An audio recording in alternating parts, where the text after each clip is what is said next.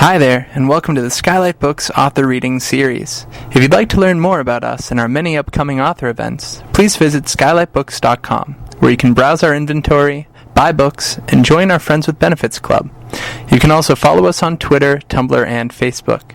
To speak to a real-live bookseller, please call 323-660-1175.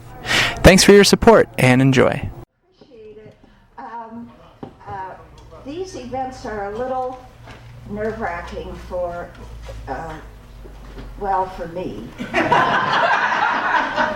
Because writers are internal people and who work in our quiet little offices or sometimes in a coffee shop, which I should mention, the cookies come from the Village Bakery and Cafe on Las Feliz Boulevard, and they made these gorilla cookies especially for this event. So please go and visit them.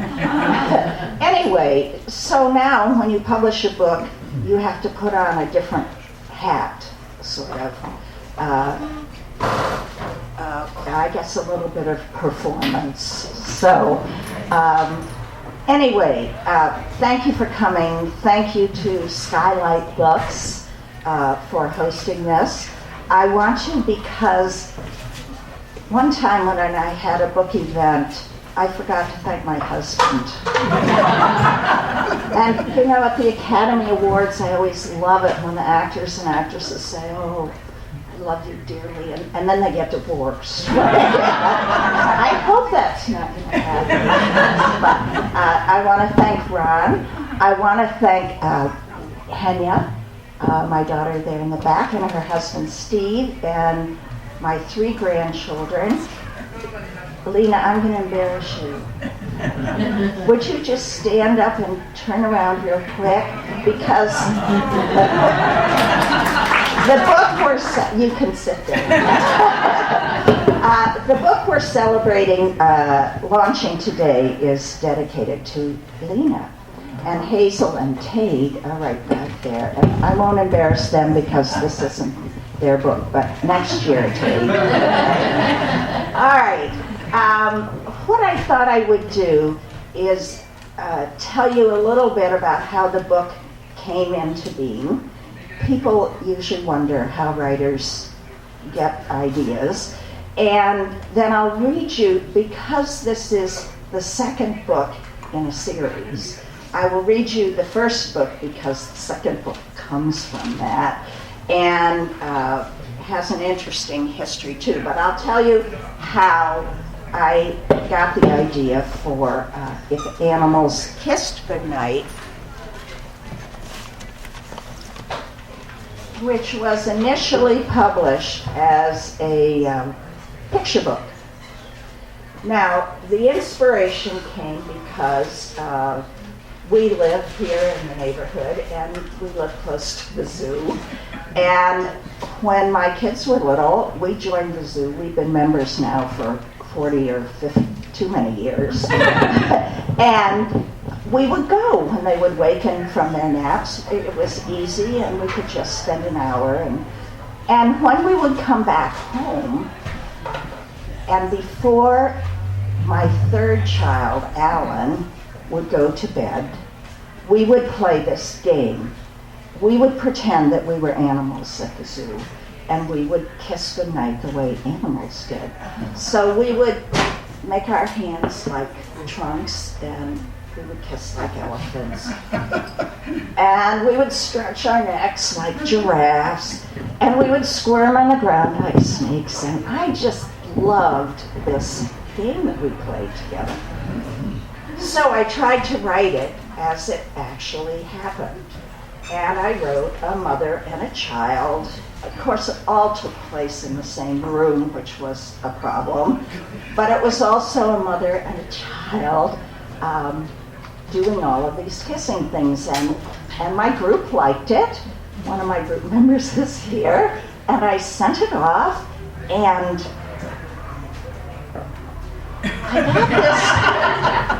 I got this interesting rejection from an editor who said, you can fill in the word, but they felt that this was a little not okay, the mother and child kissing so much. And they used the professional word, psychological word for what we were doing. So I knew I had to withdraw this book immediately from circulation. And so I changed it. I made it totally imaginary, just imagining how animals would kiss. And I wrote it as a poem rather than in prose. And the editor bought it, which was thrilling. So I'm going to read you this first book. And this is dedicated to Hazel. You want to wave, Hazel? Okay. So I'm going to, it's very short. It's about 220 words. As my son Alan says, I write for people who can't read. And one of his moments of feeling proud of me. Okay, so here we are, close. If animals kissed like we kissed goodnight, sloth and her cub in late afternoon's light would hang from a tree and start kissing so slow. The sky would turn pink and the sun sink down low. Peacock and chick would spin a fan dance and kiss with a kitty high-stepping prance. Mama python and hatchling would kiss waggling around, twirling and twisting like rope loosely wound. Walrus calf and her papa would make whiskering swishes, rubbing each other in swish, swish kisses. Mama, oh, this is my favorite. Mama elephant's trunk would kiss and then sway and shower her calf in a wet washing spray. Please stop it. If animals kissed like we kissed goodnight, the sky would turn dull, the moon a chalk white, and sloth in her cub still.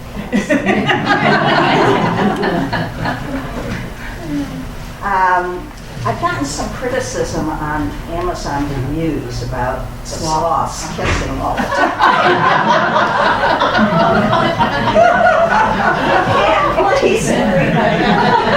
Parrot and chick would click-clack their beaks, kissing click-a-clack, click-a-clack, click-a-clack. Wolf and his pup would kiss and then howl. Bear and her cub would kiss and then howl. This is another favorite of mine. Mommy monkey and infant would swing through the trees, smacking their lips and kissing the trapeze.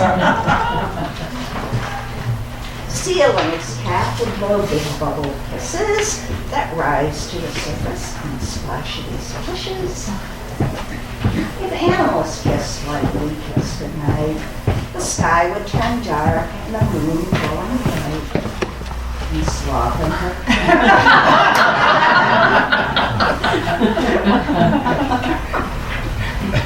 Mama penguin and chick would stumble and slide on the slippery rocks in a heaven's ride. Papa rhino and calf would kiss tip-a-tap-tap, smooching their horns in a tip-a-tap rap. Giraffe and his calf would stretch their necks high and kiss just beneath the mountain's side. Kangaroo and her joey would jumpity jump, kiss, kiss, kiss, kiss, bounce, bumpity bump. Hippo calf would kiss Papa and settle, then they'd settle down deep in the slithery breeze, a mighty happy beat. If animals kissed like we kissed goodnight, the sky would turn black, the moon would shine bright. All would grow quiet,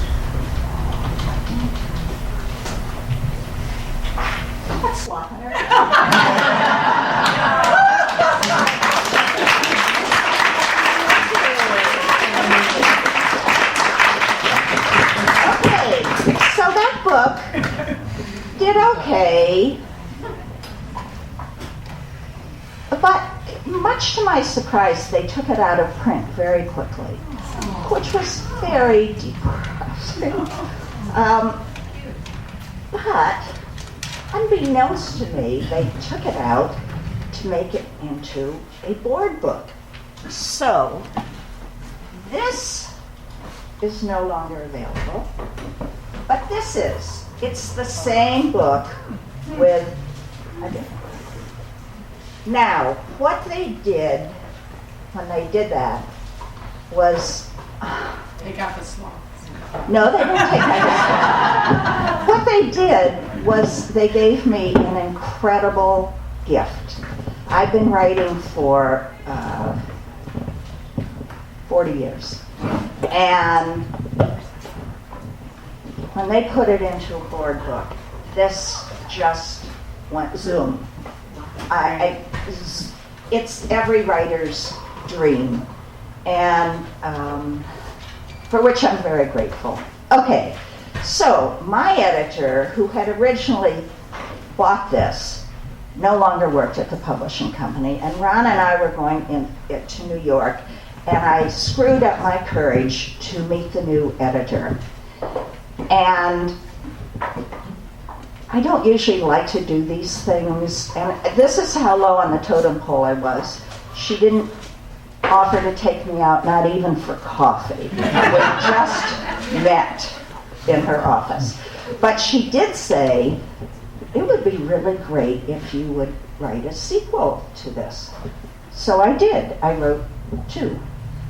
I wrote If Animals Bathed in Tubs and If Animals Wore Clothes. And she rejected them both. One of them 2 days before Christmas. Christmas is my favorite time of the year, but it wasn't that year. Okay, so she rejected it, but she said, could you maybe write, what about If Animals Said I Love You? And I thought, wait a minute, that's very close to If Animals Kissed. I didn't really know how to do it, and she wanted to make it something that could be used for Valentine's Day too. So then it got, talk about a mother and son kissing in a picture book. This got a little, my first thoughts were not wonderful for kids. So, but my son Alan, who I originally played this kissing game with, is now a grown man, and he lives in South Africa. And we were going to South Africa about a week after that Christmas. So I said to myself, I am going to do this. I am going to do it. So for 3 weeks in Africa, on safari, trekking for gorillas, trekking for chimps, nearly dying doing that, by the way, I did nothing but write couplets about the animals that we saw and made it into this manuscript. I finished it, and I get an email from my editor saying, I wakened in the middle of the night, and I think it would really be fun if you had animals talking. I mean, the sounds that they make. I think that would be really good. Now, I had just spent 3 weeks of my vacation writing something that didn't have too many animal sounds, and I was really upset.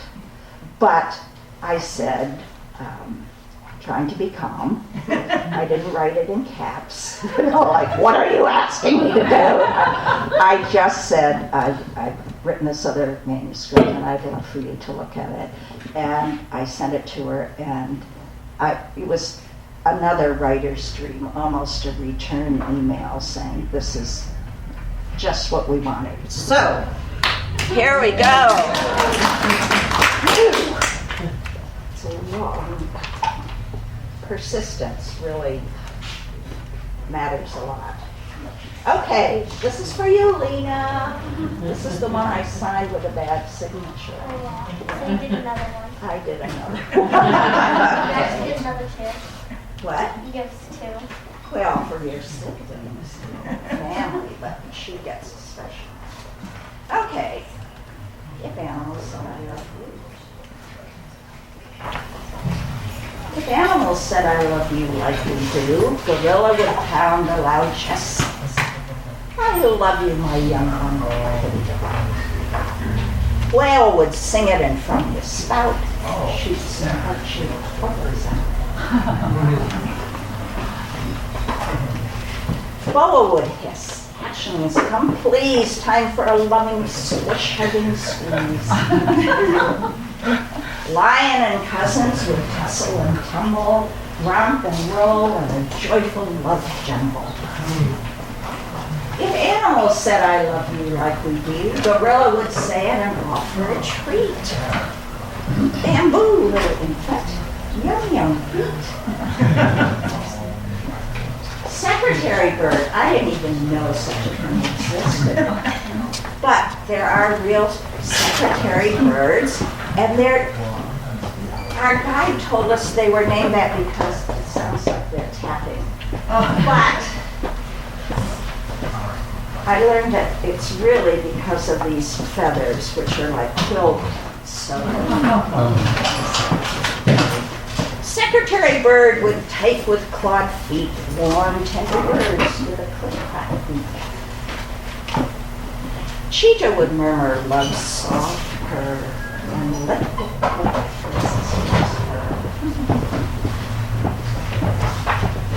Scampering spider spinning his web would write I adore you, white silky thread.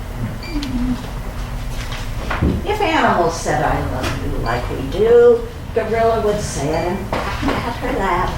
Let me hold you close in my hairy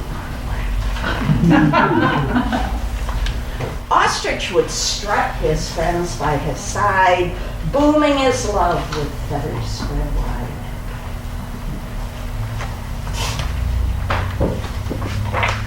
Impala would speak with a leapity-leap. I love you, my grandchild.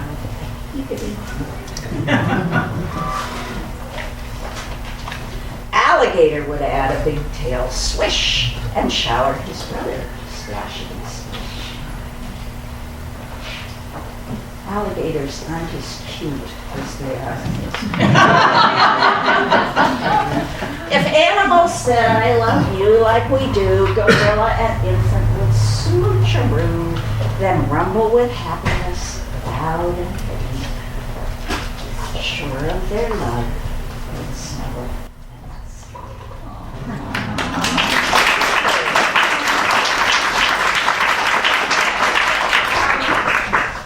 I want to talk a little bit about, I became inspired to write for kids by reading to my kids before they would go to bed. So many of my books end with animals going to bed.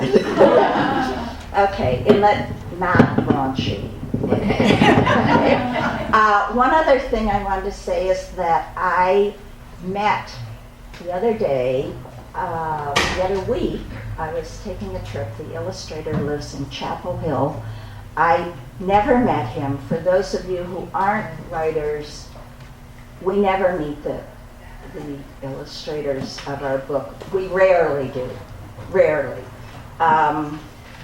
They want to keep us apart because the illustrator adds their own story to it. And in this, the illustrator added the mother and child talking together, which was not in the text at all. So that's why we don't meet them. Okay, so there are two more books in the series. One could be coming out next fall, called If Animals Said Merry Christmas. And the next year will be If Animals Went to School. So, any questions or? Oh, How do you yeah. come up with the rhymes? How do I come up with the rhymes? It's hard. It's hard. Do you write in rhyme? Do you write at school? No. All right, well, I'll tell you how I came up with them. I took a class as an adult with an incredible, really tough teacher named Myra Cohn-Winston. I mean, she made me cry. She was that tough. But I studied with her for about 6, 7, 8 years, and she was one of those great teachers who demands a lot. And we used to practice the rhythms. She would call it our, like, learning your scales in piano. We would do that. And some of you see me walking in the hills, and sometimes I'm working on those things. I have a question. When you haven't met the author, but do you ever suggest anything about what you think the picture would be? Or Never. Nothing? You give no hints? You No. don't direct? Okay. No. And the only time that authors might direct is if, for example, the line is, Jimmy was having a great day, and then you show him being flattened by a car. You know, I mean, that's an extreme example, but if you want the text and the picture to show something different. Are any of the sort of classic kid stories that we read, really young kids, driven by the artists? Like in other words, there's some really well-known children illustrator and the pictures come first and then someone writes words for them? Or not? I think some artists originally start out that way with pictures. If they're an artist-writer combo, sometimes they think of the pictures first. I do know of a book that was published many years ago that the editor loved the art of this, I think it was a Jamaican painter, and then she hired someone to write the words to go with it. But it turned out to be a collection of poems. It wasn't a story. And did you meet your writer, your collaborator, your illustrator? I met him. Oh, he is the sweetest man. Well, you can tell from the pictures. Yes. He's really sweet and dear. And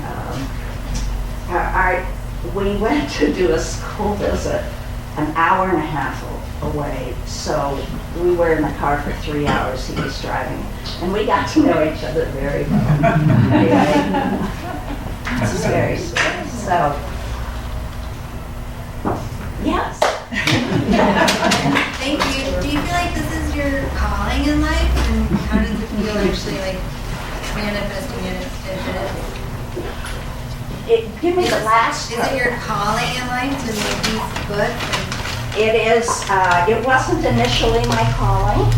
I was trained and educated as a social worker. I worked in social work, and then I had children, and I didn't want to go back to work, not full-time certainly, and what I loved doing was reading to my kids. I don't know whether they loved it as much, but they read to their kids. I love doing this.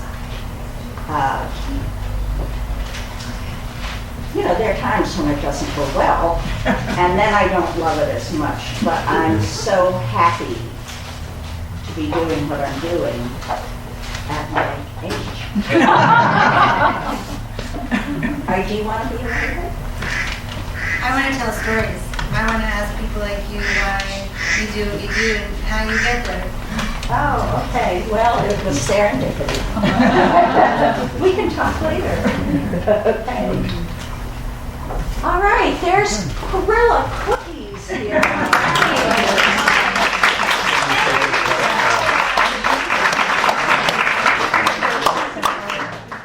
You've been listening to the Skylight Books Author Reading Series. Don't forget that you can listen to this and all of our other great podcasts at skylightbooks.com. Thanks again for stopping by, and we hope to see you soon.